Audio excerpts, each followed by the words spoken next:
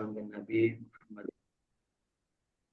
Allahumma salli ala sayyidina Muhammad wa ala ali sayyidina. Yuk kan telapak tangan kita ucapkan keselamatan. Allah berikan dan kita berkah dari umur, berkah dari ilmu, berkah dari amal, berkah dari rezeki, berkah dari punya pasangan hidup, punya jodoh, punya keturunan, dan punya generasi penerus, dan berkah dari apapun dan kapanpun kita berada, mudah-mudahan selalu dalam keadaan penuh berkah dari Allah Subhanahu wa Ta'ala. Amin ya Allah ya Rabbal Alamin. Bapak Ibu masih hidup?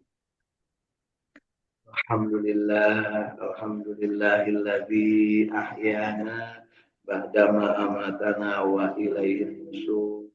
Ya, mudah-mudahan kehidupan kita berkah. Kemarin kita mendapatkan musibah salah seorang dari jamaah kita, Ibu Wijah dan Pak kehilangan ayahanda tercintanya. Mudah-mudahan diberikan oleh Allah Subhanahu wa Ta'ala jembaran ya manahnya, diberikan kesabaran, ketabahan dan keikhlasan dari keluarga yang ditinggal, dan tentu saja untuk almarhum mudah-mudahan Allah terima amal ibadahnya, diampuni dosa-dosanya, diberikan kelapangan di alam barzahnya. Allahumma ighfir lahum warhamhum wa'afihim wa'fu anhum wa aqim nuzulahum wa wasim wa bi rahmatika ya arhamar rahimin. Amin ya Allah ya Rabbal Alamin. Nah, bercerita tentang pemakaman ya. Kemarin ada yang menarik ya, karena ternyata yang sudah digali kubur ada dua di situ ya. Sebelah sini pas yang lurus dari tempat parkir dan yang ke atas. Nah, saya yang lurus karena dipanggil orang di situ ke sini. Di dalam aja lama udah ngobrol di situ. Gak nanya. Tiba-tiba ada yang nyusul dari atas sana, Pak katanya. Yang ini bukan Kak Durja, tapi bagi dia di atas. Jadi saya langsung ke atas juga. Ternyata beda ya, Masya Allah. Kemudian juga yang bawa ambulan itu ya, yang bawa ambulan itu jalannya bukan ke jalan yang itu, Pak Dede. Jadi ambulan ke sini, yang nganter ke sini. Jadi yang nganter banyakkan yang sudah nyampe ke lokasi, ambulannya belum. Nah, ini saya bukan pengalaman pertama ya seperti itu. Ada yang meninggal bareng gitu ya. Kemudian di tempat itu saya udah ada di sini aja gitu. Ternyata ada yang kenal. Waktu itu nggak ada yang kenal. Kalau kemarin memang semuanya nggak kenal, cuman sok kenal, sok dekat gitu ya. Karena ngomongnya bahasa Sunda ya. Jadi ngobrol lama gini sampai liatin ada pemakaman Cina kan gitu. Lihat-lihatnya. Begitu ada yang nyusul, Pak, bukan di sini, di sana. Jadi ternyata gitu. Nah, kemudian juga ketika saya mengikuti ambulan, ini kecenderungannya waktu itu sudah 2 kali pengalaman mengikuti ambulan, ternyata pas di lampu merah, awal ambulan kan boleh langsung kita kecegat. Akhirnya apa? Gak ketemu lagi tuh dengan ambulan. Ya, itu 2 kali begitu.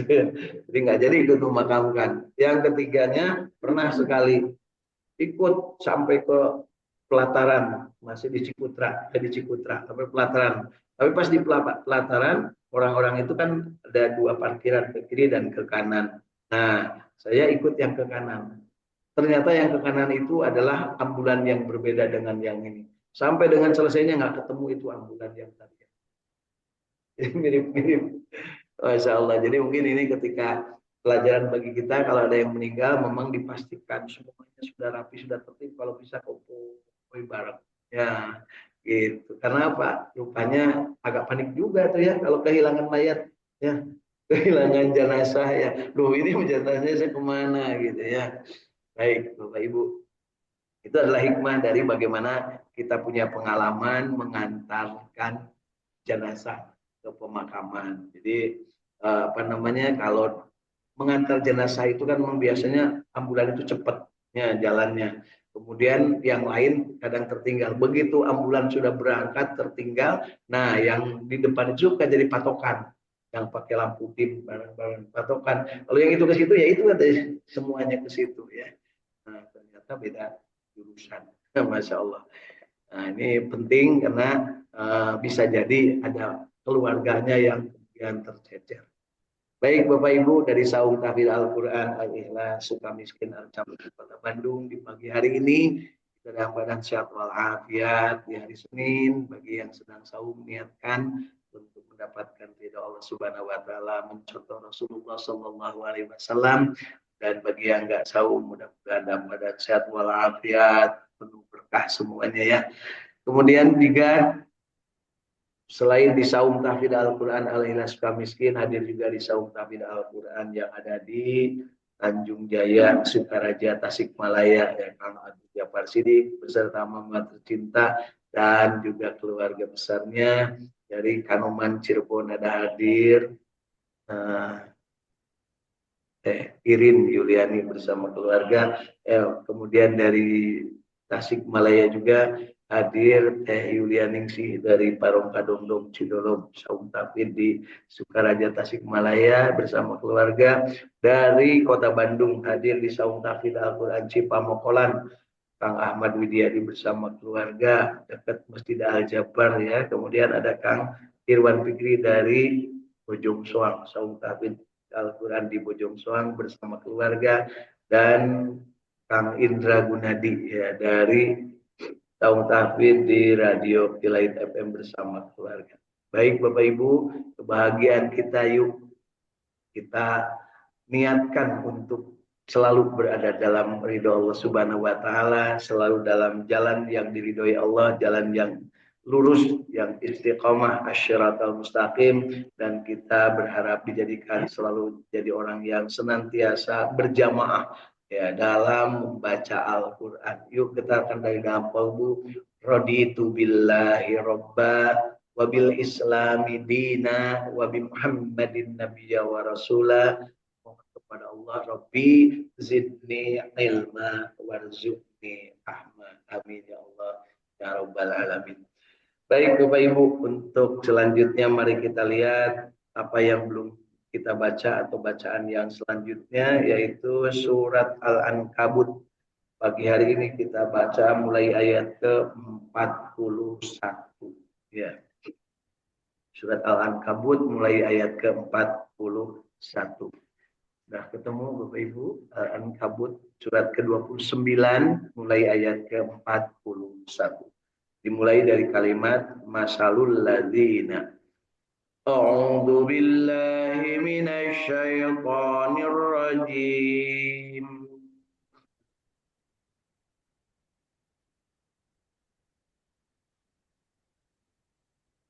Bismillahirrahmanirrahim.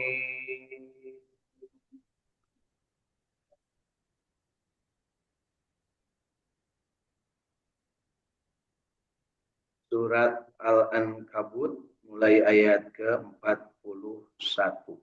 Ini tentang kisah laba-laba ya. Masalul ladzina takhadhu min dunillahi awliya kamasalil ankabut ittakhadhat baina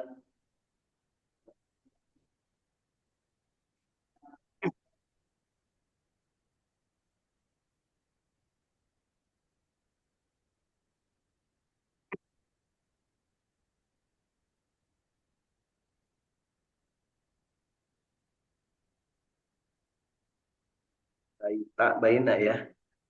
Tak ya. Kelihatan tempet titiknya. Kita ulangi. Masalul ladzina takhadhu min dunillahi awliya kamasalil ankabut ittakhadhat baita.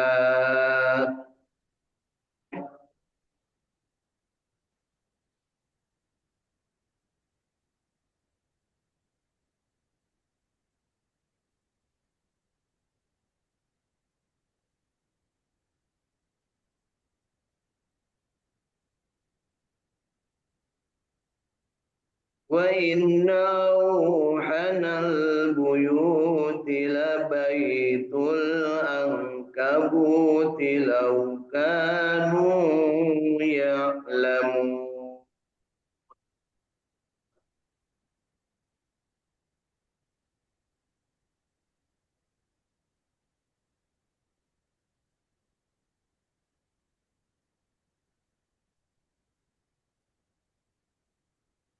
Inna Allah ya'lamu ma yad'una min dunihi min shay'in wa huwal azizul hakim.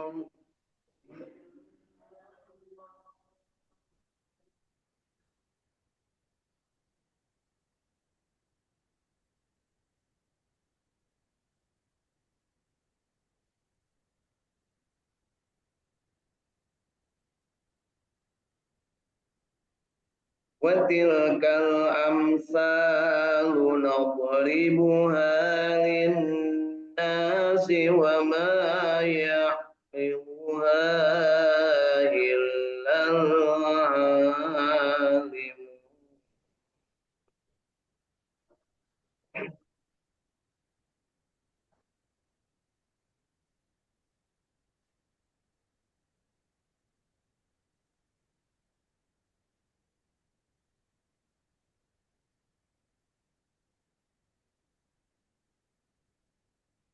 خلق الله السماوات والأرض بالحق إن في ذلك لآية للمؤمنين. في ذلك لآية للمؤمنين.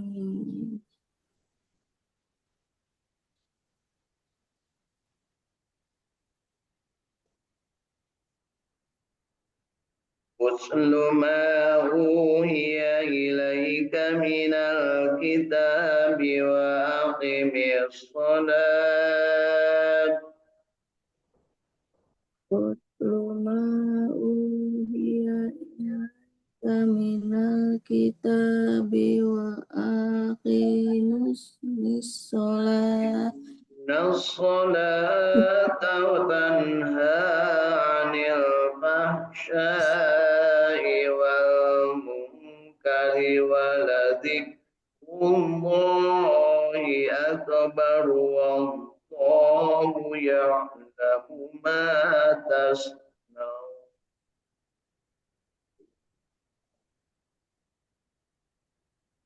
وأقيموا الصلاة إن الصلاة تنهى عن الفحشاء والمنكر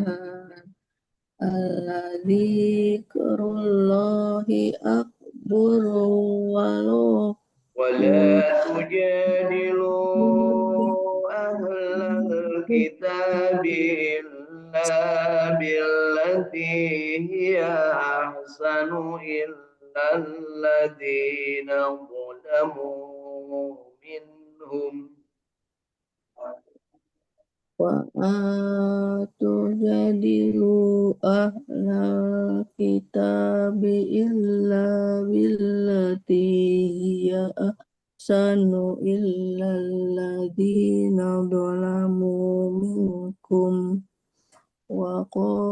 وقولوا آمنا بالذي أنزل إلينا وأنزل إليكم وإلهنا وإلهكم واحد ونحن له مسلمون.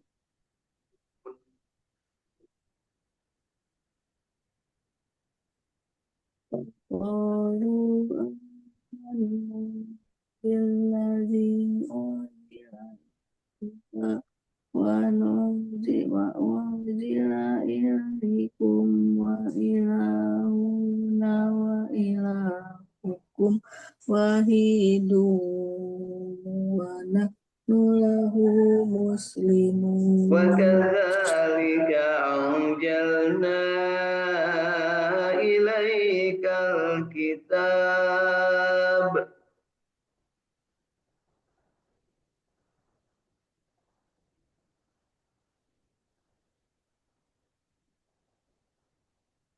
والذين آتيناهم الكتاب الكتاب يؤمنون به ومن هؤلاء من يؤمن به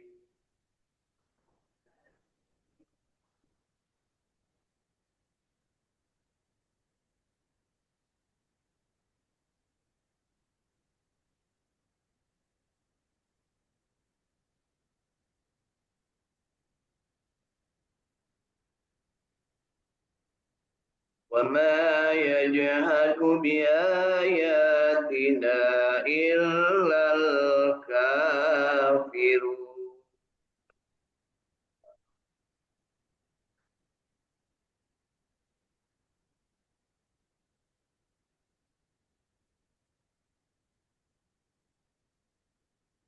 وما كنت وما كنت تتلو من قبله من كتاب ولا تخطه بيمينك إذا لارتاب المبطلون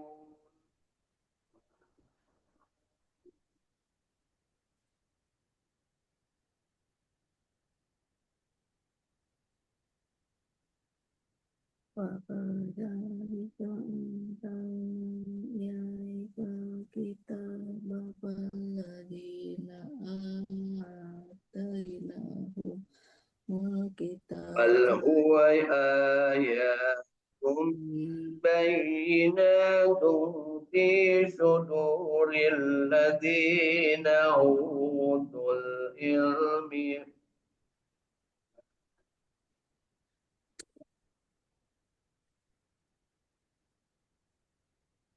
ومن هؤلاء من يؤمن به وما يجهد بآياتنا إلا الظالمون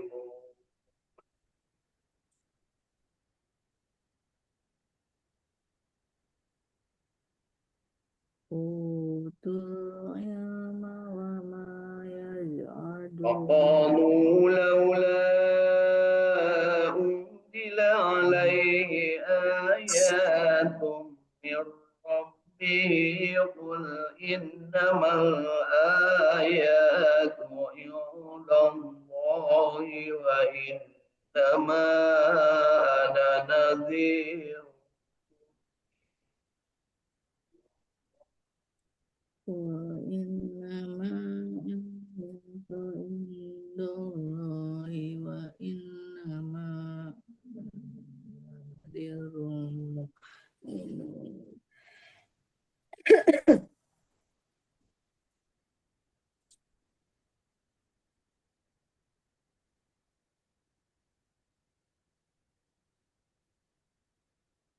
أولم يكفهم أنا أنزلنا عليك الكتاب يتلى عليهم أولم يكفهم أنا أنزلنا عليك الكتاب يتلى عليهم إن في ذلك لرحمة وذكرى لقوم يؤمنون إن في ذلك لرحمة وذكرى لقوم يؤمنون قل كفى بالله بيني وبينكم شهيدا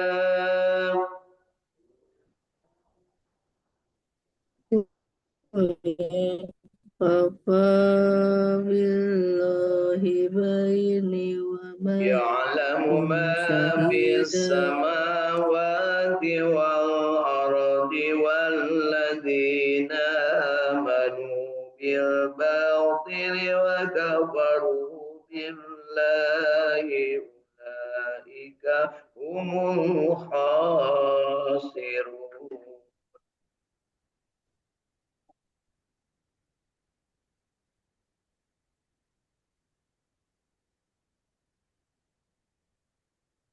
والغفار بالله بين وبينكم شهيدا وأعلم من في السماوات والأرض والذين آمنوا ويستعجلونك بالباطل بالعذاب وكفروا بالله ولولا أجل مسمى لجاءهم العذاب وليأتينهم بغتة وهم لا يشعرون.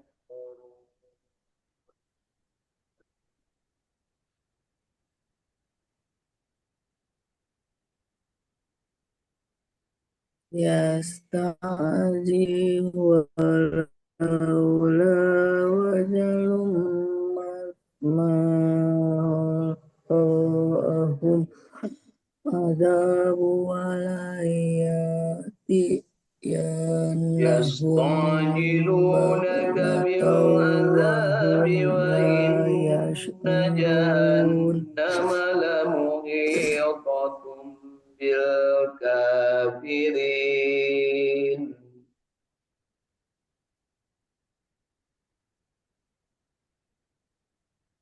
بالعذاب وإن جهنم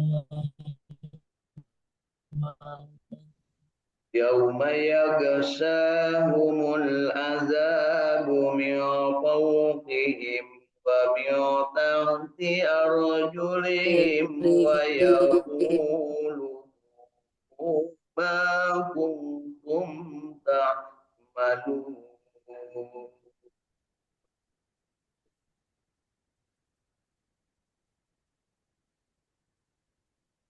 يا ما بغسهم عذاب من فوقهم ومن تحت أرجلهم ويقول ذوقوا ما كنتم صدق يعملون الله العظيم.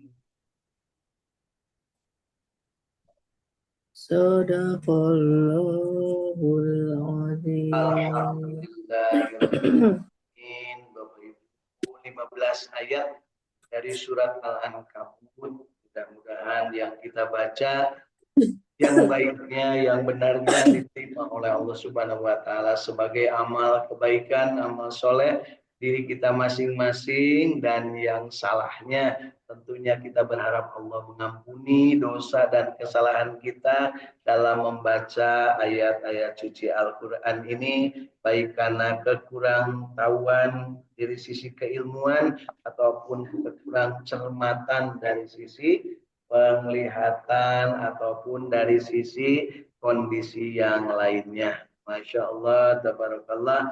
Mudah-mudahan Allah jadikan kita senantiasa terus-terusan belajar, meningkatkan kualitas bacaan diri kita masing-masing. Insya Allah. Amin ya Allah ya Rabbal Alamin. Setelah kita membaca, tentunya kita ingin mendapatkan pemahaman yang benar, dan kita manfaatkan alat bantu berupa kitab tafsir Ibnu Katsir yang sudah diterjemahkan ke dalam bahasa Indonesia. Kita berharap mendapat pemahaman yang benar, sehingga kita juga mampu dari pemahaman yang benar ini menjadi orang yang mampu mengamalkan secara benar, ya. Dan setelah beramal secara benar, tentunya kita berharap mendapatkan kenikmatan yang sebenar-benarnya dari Al-Quran, dan kita mampu menyebarluaskan, memviralkan kenikmatan baca Quran ini kepada yang lain.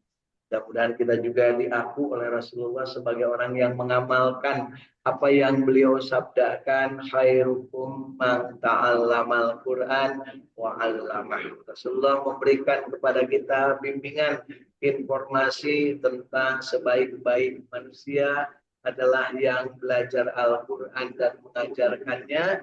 Tentunya sebaik-baik manusia adalah juga yang panjang umur dan soleh amal, dan sebaik-baik manusia adalah yang banyak manfaatnya bagi manusia yang lainnya. Mudah-mudahan dengan membaca Al-Quran kita termasuk yang mampu menambah perbendaharaan amal kita sehingga umur kita bertambah panjang dan amalan kita menjadi amalan yang baik serta kita mendapatkan manfaat dari apa yang sudah kita pelajari dari Al-Quran. Insya Allah. Mari kita baca terjemah tafsir ini mulai ayat ke-41. Perumpamaan orang-orang yang mengambil pelindung-pelindung selain Allah adalah seperti laba-laba yang membuat rumah. Dan sesungguhnya rumah yang paling lemah ialah rumah laba-laba seandainya mereka mengetahui. Jadi Bapak Ibu, kalau ada orang atau manusia yang mengambil pertolongan atau meminta pelindung kepada selain Allah, pelindungnya Pak RT, Pak RW, Pak Lurah, Pak Bupati, Pak Camat, Pak Gubernur, Pak Presiden sebagai pelindung, maka itu diibaratkan adalah seperti laba-laba yang membuat rumah dan sesungguhnya rumah yang paling lemah adalah rumah laba-laba. Seandainya mereka mengetahui, sesungguhnya Allah mengetahui apa saja yang mereka seru selain Allah dan Ia Maha perkasa lagi Maha bijaksana. Dan perumpamaan-perumpamaan ini kami buatkan untuk manusia dan tidak ada yang memahaminya kecuali orang yang berilmu. Bapak Ibu, laba-laba membuat rumah untuk apa? Untuk berteduh bukan? Bukan, dan tidak bisa bertemu, cuma garis-garis begitu. Untuk apa? Untuk menangkap mangsanya. Jadi kalau ada papatong ya, ada kinjeng, ada apa papatong itu bahasa Inggris apa tadi? Capung. Nah, bahasa Inggrisnya papatong teh capung ya. Kalau papatong atau capung dapat ke situ maka dimakan oleh laba-laba. Biasanya kalau sudah ke situ nggak bisa bergerak lagi sampai mati. Nah, setelah mati baru nanti dijadikan makanan oleh laba-laba. Nah, itu rapuh sekali Bu kalau Ibu banyak ramat lancah laba-laba di rumah. Resep-resep tuh Bu. Senang Bu kalau di rumah banyak laba-laba. Enggak ya. Terus kalau ada sarang laba-laba dianggapnya apa? Jorok atau kotor. Padahal itu naon tubuhnya dan makhluk Allahnya. Justru laba-laba ini pada saat Rasulullah sedang berada di Gua Sur ya. Di Gua Sur ketika dikejar-kejar oleh kafir Quraisy, laba-laba ini dengan cepat kersanding Allah membuat sarang di depan gua. Sehingga kalau orang berkesimpulan nggak mungkin ada yang orang di dalam. Karena laba-laba aja tidak rusak. Kenapa? Kalau laba-laba itu diterobos maka akan rusak. Nah ini enggak. Nah itulah Allah Subhanahu wa taala menyelamatkan rasulnya dengan cara tersendiri ya, yaitu dengan membuat sarang laba-laba, menyuruh laba-laba membuat sarang. Kemudian juga di situ ada burung merpati sedang ngerem. Kalau burung merpati sedang ngerem itu biasanya kalau ada orang kabur. Ini enggak, kalem. Nah, sehingga karena memang orang-orang kafir Quraisy yang ngejarnya itu pengetahuannya sebatas sarang laba-laba dan sebatas burung merpati, maka begitu lihat nggak mungkin ada Muhammad ada di dalam itu, nggak mungkin ada Muhammad karena laba-laba tidak rusak dan juga burung merpati tetap mengeram di situ. Ya, akhirnya mereka balik lagi. Ya, itulah cara Allah menyelamatkan hambanya. Baik, berikutnya ke ayat ke-44. Allah menciptakan langit dan bumi dengan hak atau dengan benar. Sesungguhnya pada yang demikian itu terdapat tanda-tanda kekuasaan Allah bagi orang-orang yang mukmin. Bacalah apa yang telah diwahyukan kepadamu, yaitu Al-Quran, dan dirikanlah sholat. Jadi Bapak Ibu, membaca Al-Quran itu adalah wajib karena diperintah oleh Allah. Mana perintahnya? Ini di ayat ke-45. Bacalah apa yang telah diwahyukan kepadamu yaitu Al-Quran dan dirikanlah sholat. Sholat juga wajib. Jadi baca Al-Quran dengan sholat itu wajib. Sholat tidak akan sah kalau tidak baca Al-Quran. Ingat Bapak Ibu ya, baca Al-Quran itu wajib. Nah, jadi orang kudu. Ya, hari wajib teh kudu. Cek orang maksudnya fardu ain masing-masing orang. Bukan mendengarkan saja. Ayo orang kan nyetel Quran, nyetel tip gitu ya. Terus dengerin aja beri sare. Bukan itu yang dimaksud. Tapi ya kersane Allah mendengarkan pun mendapat berkah, mendapat rahmat, apalagi membacakan. Ya, ibu bapak kalau ada di rumah dengan istri atau dengan suami gantian. Nah, istri mau tidur, tidur, bacakan Quran. Jadi kalau bacakan Quran itu boleh naik nulis paeh bu, yang hidup yang dibacakan Quran ya menantu jeung mertua, ayo bapak mertua, ibu mertua, bobo abjek macakeun Quran sia kosek paeh wae nya da mertua urang mah nyahona baca Quran teh lamun rek paeh batak atawa lamun geus paeh itunya ulah keur cager baca Quran teh Bu. Kenapa? Bisa diamalkan, bisa dipraktekkan. Tapi lamun anu geus maot dibacakan Al-Qur'an sebenarnya bukan macakeun keur nu maot, macakeun keur nu hirup. Minta kepada Allah, berdoa mudah-mudahan nu maot teh dihampura dosana. Ya Allah nu maot teh ieu teh jarang baca Quran, ya Allah hampura kan gitunya. Laura dibilu sudah pakai dari hidup kita baca Quran, kurang kita kudu maca, riweuh gitu punya. Aya begitu. Aya. Nah, alasan nanti itu bisa maca. Dan sesungguhnya mengingat Allah atau sholat itu adalah lebih besar keutamanya dari ibadah-ibadah yang lain. Jadi berzikir, melaksanakan sholat, melaksanakan membacakan Al-Quran itu lebih besar keutamaannya dari ibadah-ibadah yang lain. Dan Allah mengetahui apa yang kamu kerjakan. Jadi yuk kita perbanyak lagi baca Al-Quran sesuai dengan kapasitas masing-masing. Dan janganlah kamu berdebat dengan ahli kitab, melainkan dengan cara yang paling baik, kecuali dengan orang-orang jalim di antara mereka, dan katakanlah kami telah beriman kepada kitab-kitab yang diturunkan kepada kami dan diturunkan kepadamu. Tuhan kami dan Tuhanmu adalah satu, dan hanya kepadanya lah kami berserah diri. Kenapa dilarang berdebat dengan ahli kitab? Karena ahli kitab yang tidak baik adalah membaca kitabnya yang sudah diselewengkan. Kenapa disebut selewengkan? Karena kitab Taurat, Injil, dan Zabur tidak ada jaminan dari Allah untuk tidak bisa diselewengkan. Tapi kalau Al-Quran, Allah yang menurunkan, Allah juga yang akan menjamin tidak akan ada yang mampu menyelewengkan, menghapus ataupun membuang ayat, ataupun memanipulasi dengan menambah-nambah ayat. Inna nahnu nazzalna dzikra wa inna lahu lahafidu. Itulah kata Allah di dalam Al-Quran. Dan demikian pula lah kami turunkan kepadamu Al-Quran. Maka orang-orang yang telah kami berikan kepada mereka kitab Taurat, mereka beriman kepada Al-Quran. Dan di antara mereka orang-orang yang kafir Mekah, ada yang beriman kepadanya. Dan tidak ada yang mengingkari ayat-ayat kami kecuali orang-orang yang kafir. Jadi begitu Al-Quran diturunkan, maka pada saat yang sama, orang-orang yang mempercayai kitab Taurat itu kemudian mereka mempercayai Al-Quran, kitab Taurat yang belum diselewengkan. Tapi kalau yang sudah diselewengkan mereka malah makin bandel, makin mau mendebat dan menyalahkan. Ya, begitu disebutkan Tuhan tidak punya anak, kata yang baca kitab Taurat nyebut Tuhan punya anak namanya Uzair. Ya, padahal Uzair itu Nabi bukan Tuhan. Nabi Uzair itu adalah dia tidur 100 tahun,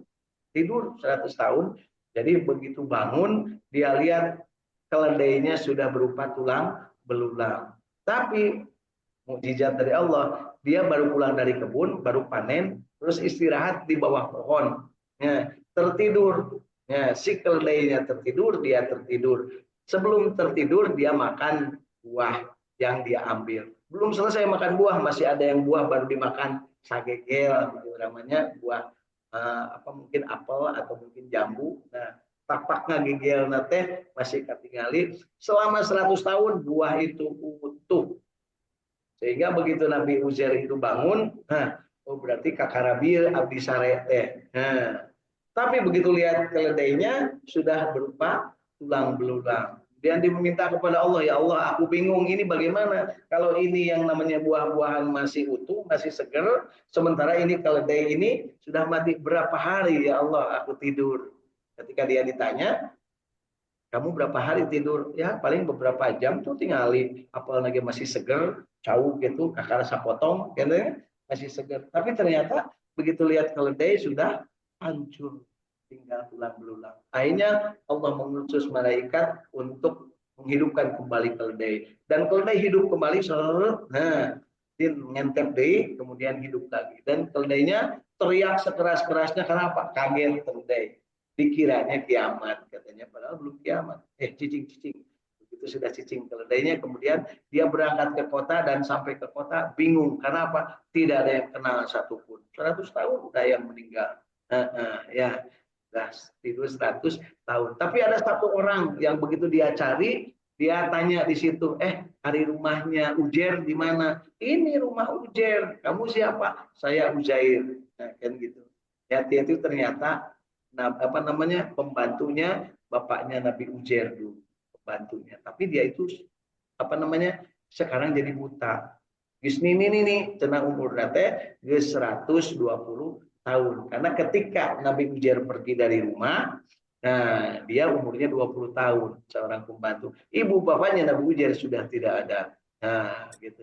Kemudian si yang apa namanya, pembantu ini tidak percaya. Wah, nggak percaya. Ujian mah Gusti Baheula, Gus Paeh, dawuh ini kan gitunya. Ya, karena memang tidak diketahui kemana pergi. Kemudian kata Nabi Ujair, enggak, ini saya Ujair. Nah, begitu ngomong begitu, kalau memang kamu Ujair adalah Nabi, Ujair itu hebat. Coba doakan aku supaya sembuh dari matanya yang buta ini. Akhirnya Nabi Ujair berdoa kepada Allah, kemudian diusap mukanya dan bisa melihat kembali. Ya, ternyata si orang itu, adalah mengenali, oh ini, dan ternyata generasi-generasi di situ ada katanya anaknya Nabi Ujair dulu yang lebih tua dari bapaknya. Jadi Nabi Ujair mah tidak berubah-ubah dulu, umurnya waktu itu 40 tahun. Udah punya anak begitu kan. Begitu bapak aing, iya. Nah, bapak aing teh bisa jadi